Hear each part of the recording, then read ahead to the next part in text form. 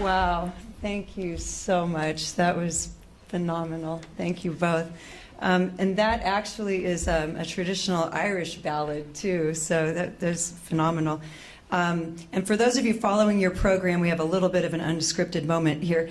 We were going to have, as Dr. Jonas noted, the special surprise guest of Consul General Zhao Weiping, but his flight was canceled. So he's asked that we deliver his remarks for him, and we're delighted to do that. And I thought maybe I'd just very briefly just set up the China component of these remarks because it was such an important part of Dr. Dimond's life. Dr. Jonas told you about that groundbreaking trip in 1971 before Nixon that Dr. Dimond made, that he'd actually been there once before. In 1946, just after World War II, he was performing his military service as chief cardiologist to the Far East Command at Tokyo General Hospital. This was at the ripe old age of 28. He said later it was the best title he ever had and one of the best jobs. So he went to Shanghai to examine prisoners of war in the hospitals and camps that were just being liberated. And he was intrigued by China even then. But it was the 1971 trip that really cemented this love affair that he developed with China and the Chinese people. And that never, ever stopped. Starting in 1971, he made at least one, often two, sometimes three or more visits to China. He would bring delegations of physicians, students, scholars, tourists, and host delegations of Chinese back home in America. He even adopted a Chinese daughter, Joan Wu Tung, who would be with us right now, except that her own Chinese parents are infirm in Beijing, and she's at home taking care of them. But this love and respect that Dr. Dimond felt for the Chinese was reciprocated at the very highest levels. And on behalf of that love and respect of the government of China, Consul General Zhao Weiping, who is the highest ranking diplomat in the entire Midwestern region, and was actually here last year with a delegation from Chicago and got to have a beautiful hour with Dr. Dimond. Consul General Zhao has had a distinguished diplomatic career, had many other postings. He's been in this role since January of 2013. So, on behalf of Consul General Zhao, these are his remarks. I am very sorry for not being able to join you today due to the sudden cancellation of the flight, but I assure you my heart is with you. Dr. E. Gray Dimond was an old friend of China. He visited China for the first time in August 1971, 6 months before the historic China trip by President Nixon. Since then, Dr. Dimond went back to China on many occasions, made a great number of Chinese friends. Especially as the leader of the Edgar Snow Foundation for decades, Dr. Dimond has been working very hard to promote the mutual understanding and friendship between the Chinese and American peoples. Every Chinese who knows of him has high respect for him. I, together with several of my colleagues, had the honor of visiting Dr. Dimond at his residence, the famous diastole, earlier this year. Ms. Nancy Hill was also kindly present at the meeting. That's my first and only meeting with him. It was supposed to be a brief encounter, but lasted into a long talk of more than 1 hour. He was as energetic and charming as a young man. My colleagues and I greatly enjoyed listening to him. I remember clearly that he was so generous and to allow everyone to ask him one question. He made fun of us, and he also shared his secret of living a long life with us. He said, "Be happy every day and double your happiness." At the end of the meeting, he asked me to come back, and I told him that I will. I was so sad to learn of his unfortunate passing away, which is indeed a great loss to all of us. We will remember him forever. So, on behalf of Consul Zhao, who speaks on behalf of the government of the People's Republic of China, thank you. Now we are going to have representing the local Chinese community, because obviously the love and respect for Dr. Dimond is not just at the highest levels, it was throughout the Chinese community. And is Bob Chen in the audience today? Do we? I wanted to especially mention the godfather of Kansas City's Chinese community, who's worked so closely with Dr. Dimond on so many things through the years. Not sure if he was able to make it, but wanted to send him a message. Also, there's a lot of members of the Edgar Snow Memorial Foundation out there, and we appreciate that. There are some members of UMKC's Chinese faculty, so the Chinese community is well represented, and you all meant so much to Dr. Dimond. So Mr. C.J. Wei, who's going to speak on behalf of that large and diverse group, is both a personal friend of mine and was very well liked by Dr. Dimond. He grew up in Beijing. His father was a respected university professor. He came over to go to UMKC and worked his way through school at a Chinese restaurant. He is an intelligent, articulate young man who, among his other many activities and roles, is currently the founder and president of the Midwest U.S. China Chamber and continues to be an advocate for the local Chinese government. He's also a fantastic tour guide. If you're ever in Beijing, I recommend being there with C.J. Wei. So, C.J., thank you so much.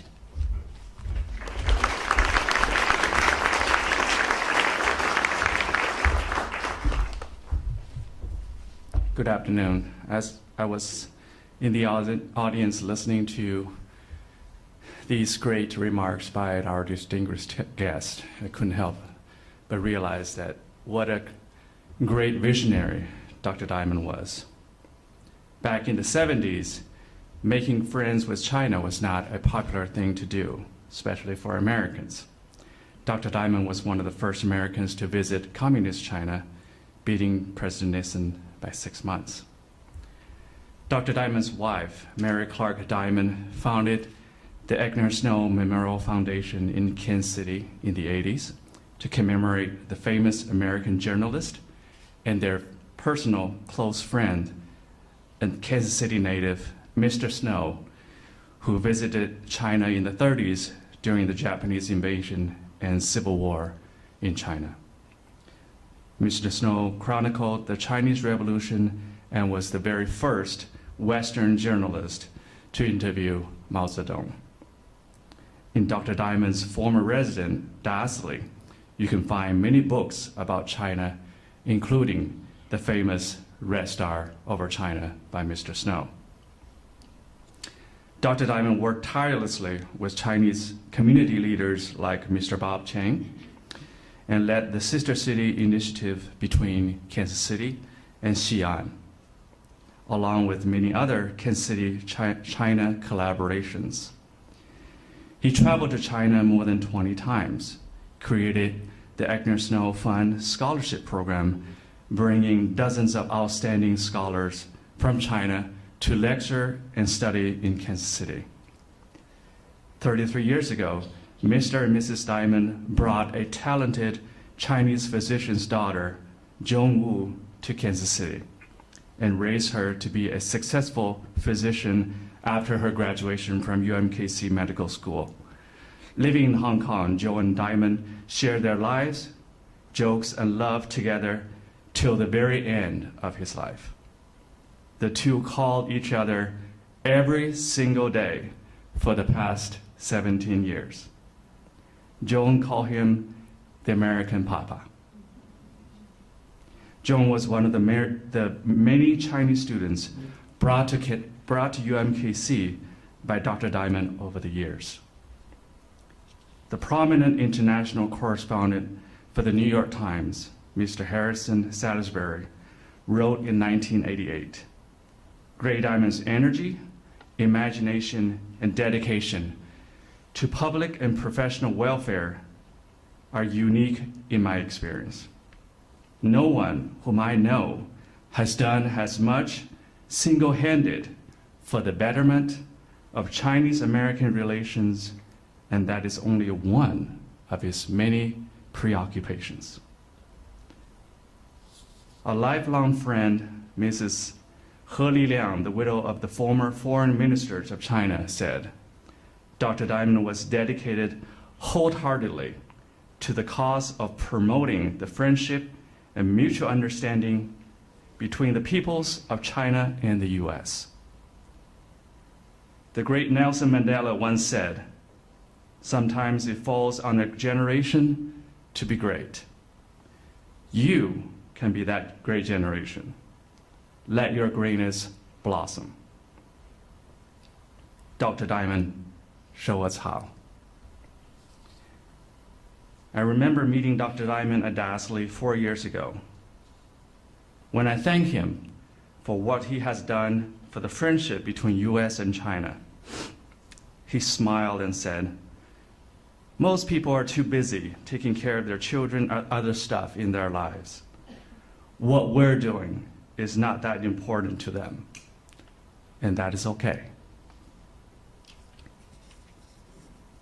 With a simple, humble mind, he wrote his own admonition when he was 70. And he said, "By 70, one may acquire a degree of wisdom. If I had known I would reach age 70, I would have paid more attention to wisdom along the way. Do not overestimate your experience and knowledge. You are alive and learning until it ends.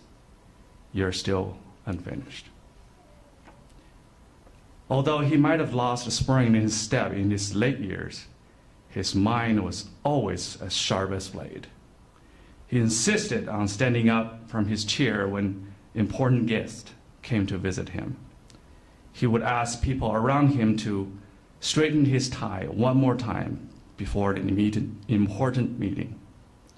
He wanted to make sure everyone in the room feels welcome and important. He acted shy and embarrassed when people gather around to watch him play piano. His secret to longevity: stay skinny and don't smoke.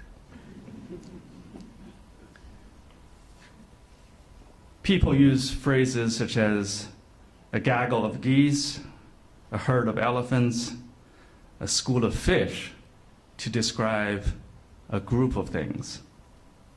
But how would you summarize the many accomplishments Dr. Dimond achieved in his lifetime? Beautiful, magnificent, and simply brilliant, just like a diamond. Let today be the reminder of the benefits each of us received from him. He inspires us to rethink our lives. Winston Churchill once said, "We make a living by what we get, but we make a life by what we give." Mr. An Wei from the Egner Helen Snow Center in China wrote, "Dr. Dimond was an outstanding cardiologist and medical educator who saved numerous lives, founded several medical schools, and educated thousands of physicians. As a professor, administrator, author, artist, folk ambassador, and peacemaker, his accomplishments and contributions are multifaceted. His life, work, and legacy will surely be studied and carried forward by the millions of his young followers in the US and China. To remember what a gentle giant has contributed to the friendship between China and the US, to forever follow that shining star on the hospital hill. I like to borrow a quote from John F. Kennedy. "A man may die, nations may rise and fall, but an idea lives on." Thank you, everyone.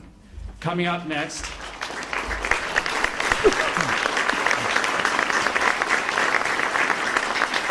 please enjoy a special video tribute to the great Dr. Dimond.